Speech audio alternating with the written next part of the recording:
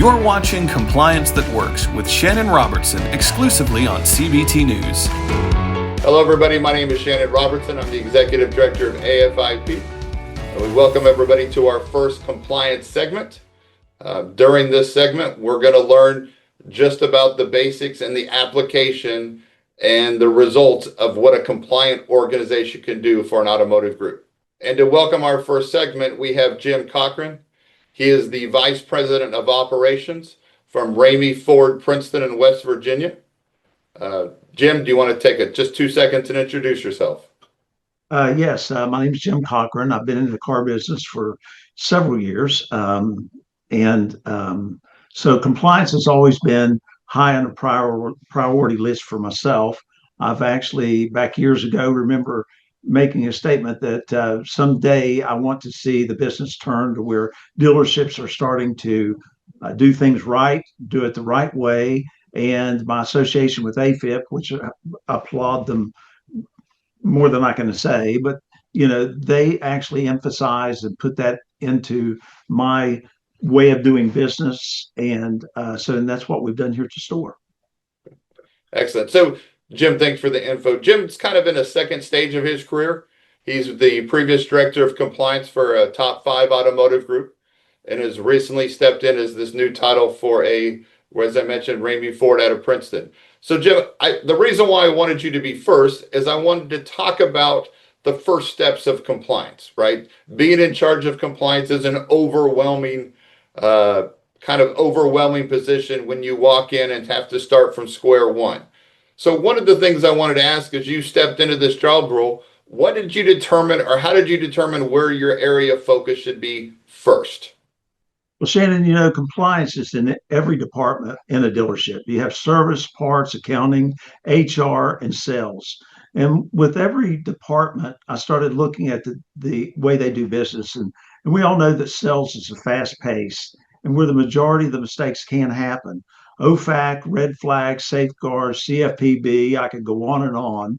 But with that in mind, I looked at the penalties and concluded that I needed to start with the sales and the finance department. So I looked at many aspects of the business and where all the penalties were. And I felt like because of the fast-paced business that the sales and finance operates with, that's probably where I needed to start. Excellent. And how did that go over? Stepping into this job, meeting with people that are paid based on their paycheck, right? How did that go over when you first started to step in and determine this was your area of focus and here's the changes I'm going to make? How was that received? Well, initially I found that it was all about awareness and accountability, and it's kind of eye-opening to find that the team was unaware of all the laws that govern sales and finance, such as OFAC and red flags and the others that I mentioned. Therefore, they didn't know the proper procedures to clear red flags. And how stiff that the penalties were. So after analyzing all that, I set the team down and started training and implementing changes slowly.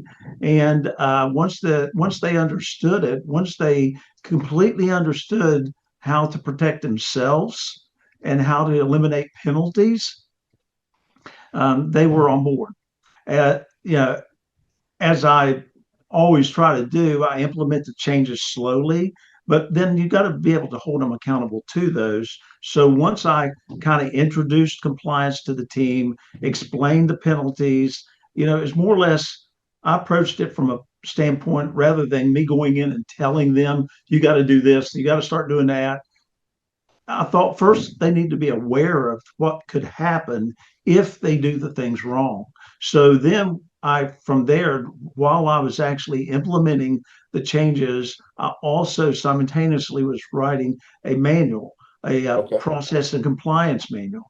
Once I completed the training and the manual, I gave it to the team and told them, I said, here's your game day. This is what you're going to be held accountable to.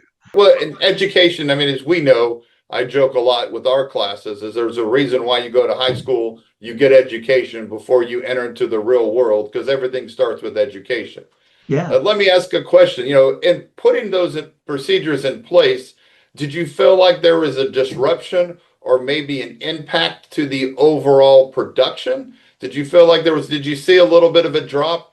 And to kind of get more to the point, sometimes we hear from dealers that when we throw in a whole world of compliance, they almost become hesitant in the sales and F&I because now we've given them so much knowledge. Now they're almost hesitant to kind of move forward and make some decisions. Did you find that at all?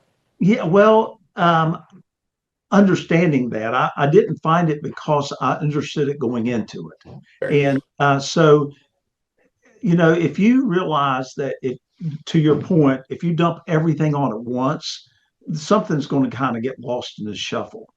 And so my approach was to start slowly implementing the high priorities like OFAC, it's $1 million fine, years in prison. I thought that's the most, that's the highest. So implement that, get the team on board, get them doing, and then start introducing other things slowly. I didn't just do this within a week. I mean, this has been ongoing now for a few months. So I've been implementing, and once I see that they're on board, they understand, they're crossing the T's and dotting the I's, now I can introduce another phase to it. And so I think that approach has really got a lot of buy-in. The team seems to be appreciative. There was no disruption whatsoever. That's a great, because I know that first step normally causes a little bit of disruption. So the pacing it out, I think, is a great game plan. Let me ask another question. As we see dealers on a day-to-day basis, and we understand and we hear their obstacles of compliance, some of the biggest feedback we get is the disconnect between who's in charge of compliance and management. Mm-hmm. Right. So as you worked with sales and F&I, tell us a little bit of how what you did to get management buy-in, because you're not in every deal, right? You need That's somebody right. there on the floor that's Right. that's going to be a part of every deal that is in alignment with you. And that's a lot where that disconnect comes into play. Walk me through what you did, or how you handled or eliminated that disconnect between you and those making those management decisions. So one of the first things that I did when I came on board was, you've got to be able to analyze your team and find the strengths and weaknesses with each member. And I very shortly identified that we had a pre-owned manager in one of our offsite locations at a wholesale lot who had the strength to lead a team. And so you have to identify who, let me back up a minute. So first off, historically dealerships, promote and they gravitate to, you have your GM and so on and so forth. But they do that based on time with the dealership and so on and so forth. And I approach that a little differently. I look at, who has the strength to lead. And then is the person in the position that they can excel, even though they may be financed. Do they really want to do it? Do they really want to do something different?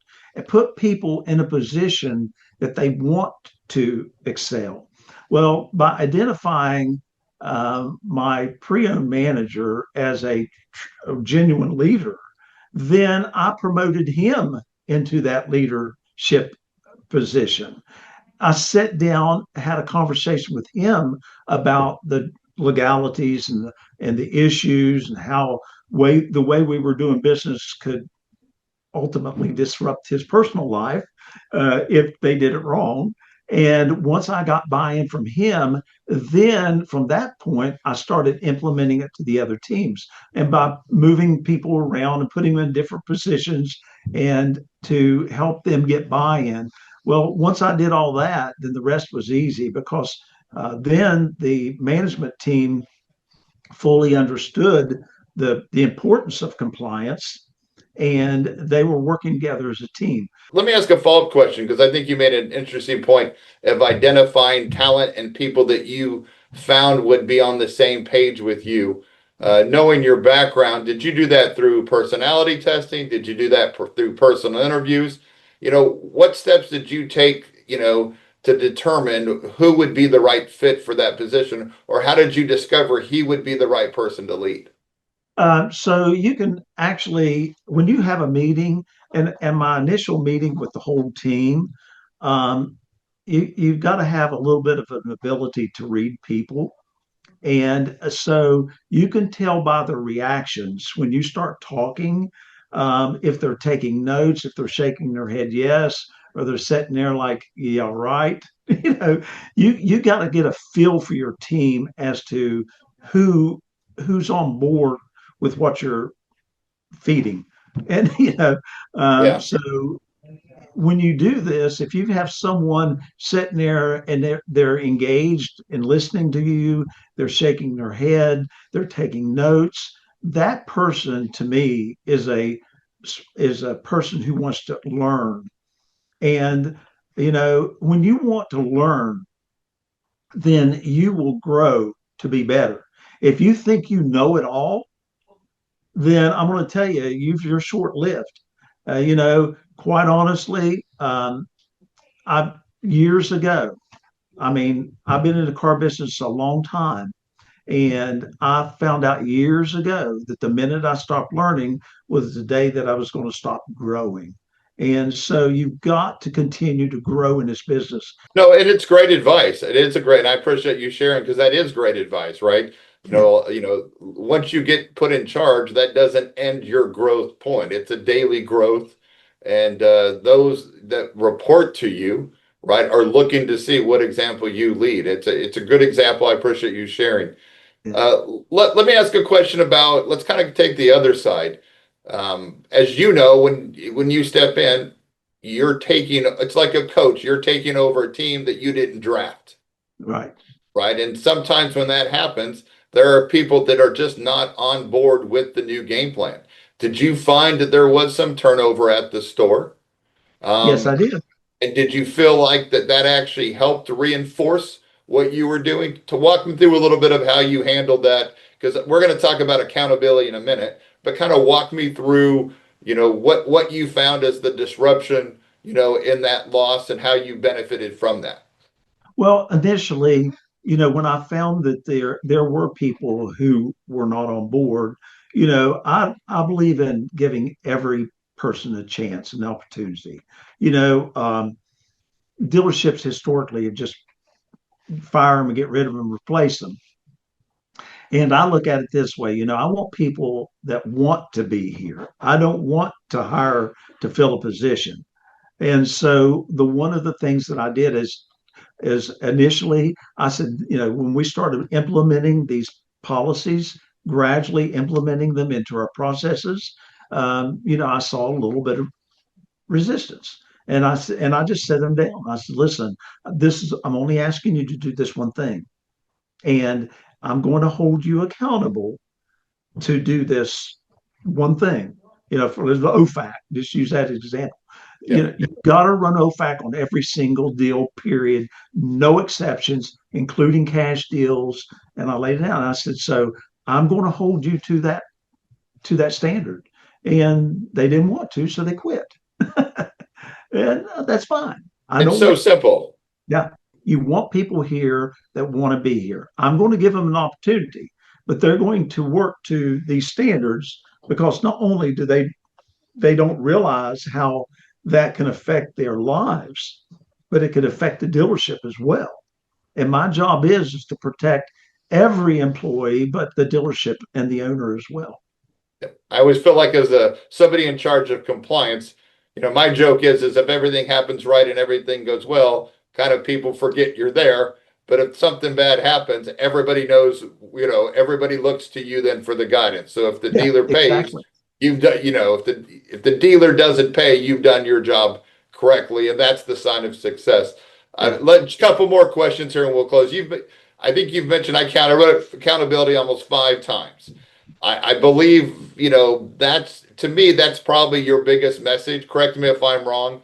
How did you set clear expectations and walk me through the importance of accountability in everything you're doing. Like I said, you've emphasized it 4 or 5 times. So I just wanted you to take a couple minutes. How do you hold employees accountable? Well, I first started out by writing the compliance manual. They got to have something in writing. You can't just come up with a rule off your cuff and try to change things in midstream. You got to give them a game plan. This is the game plan. This is what you're going to be held accountable. You do your job based on these standards and these processes and stuff, and we're going to get along great. And you're going to make a lot of money. You know, it's going to protect you. It's going to make you money, and you're going to find that these procedures will ultimately speed up the deal, which translates into profitability. And historically, dealerships look at the only way to do profit is to increase sales. And I kind of take it a little bit different approach. Time is money. I get that. I see profitability is not only as increasing sales, but reducing recontracting issues, funding deals faster, happier customers, and eliminate potential fines. Managers and salespeople work hard, and so a fine will make them give all that up. Once you get the team and you got the compliance manual in place, they realize that these processes will help them speed up the deal, because if they do it consistently every single time, then it's going to get the customer in and out faster, which is really what they want. So it takes someone in that dealership, and I consider myself, because of my background, that I'm the person. I'm going to keep up with the laws. And here's the thing about running a dealership. I know a lot of general managers may see, and my general manager did. He thought, I'm busy. I don't have time to do all this. And I sat him down and I said, listen, if you've got a team who is capable of doing sales, you have a team that is capable of doing service, capable of HR, capable of all the departments, parts department, then your time is just managing those people. You don't have to get down in the weeds and manage the salespeople. You don't have to get down in the weeds and manage the service people or the parts people. Although every single morning, my routine as vice president of the company is speak to every single person in this dealership. I don't care. I go up to detail. I go through the service department, the parts department. I speak to every single person.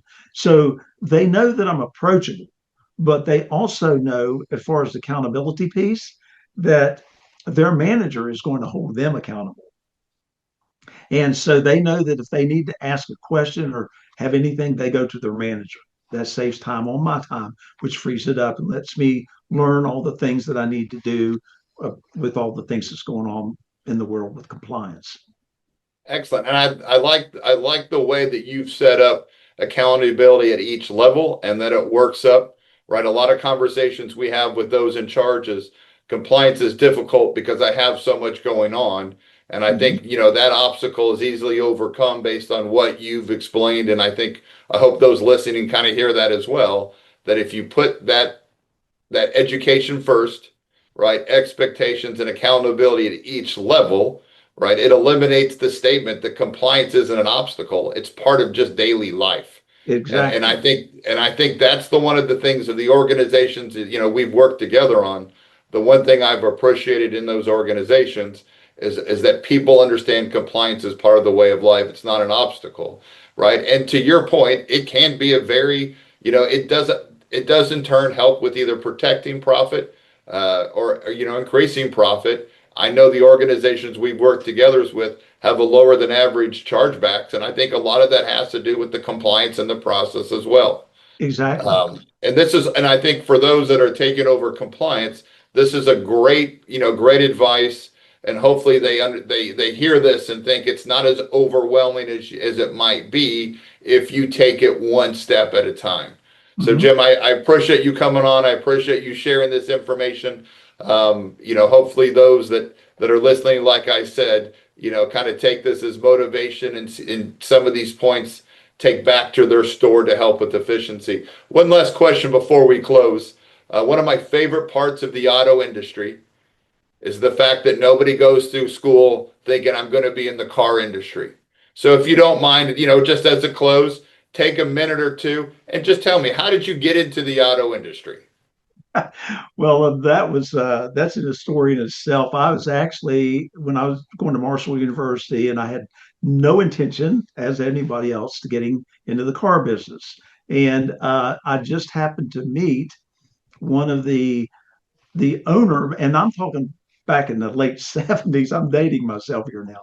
But anyway, you didn't hear of an owner owning multiple stores. Well, I happened to have be fortunate enough to meet a guy who owned multiple stores, and each one of the dealerships, nepotism was running wild. He had, at one store, he had his son running his GM. One grandson was a GSM, another one was parts manager, another one was the service manager. I mean, it was all family. And but I met the general sales manager off site, and we struck up a conversation. And he found out that I was getting ready to get out of school, and he said, "Why don't you come and sell cars for me?" And I told him, I said, "I don't know about that." He said, "Listen, if you will," back then they did give demos. He said, "Listen, if you will, I'll give you any kind of car you want to drive." And I looked at him and I said, "You mean if I want a brand new Z28, you'll give it to me?" And he said, "Yes." And I thought, well, okay. And I said, "Well, I don't know. Let me think about it." He said, "What else are you going to do for the summer?" And I thought, you know what? That's right. I don't have nothing planned. So I thought, well, I'll get in it, try it. Well, I got in, very successful, you know, and it just went from there. I just always, once it gets in your blood, it's hard to get away.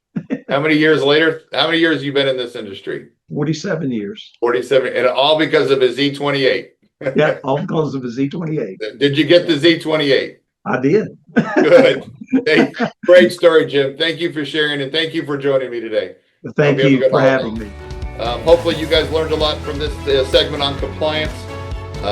Moving forward, we'll continue to do these segments, and we'll talk to different compliance. We'll talk to different compliance managers and just learn, little by little on how compliance can overall protect the dealer and help the dealer be more profitable. Thank you. Thanks for watching Compliance That Works with Shannon Robertson.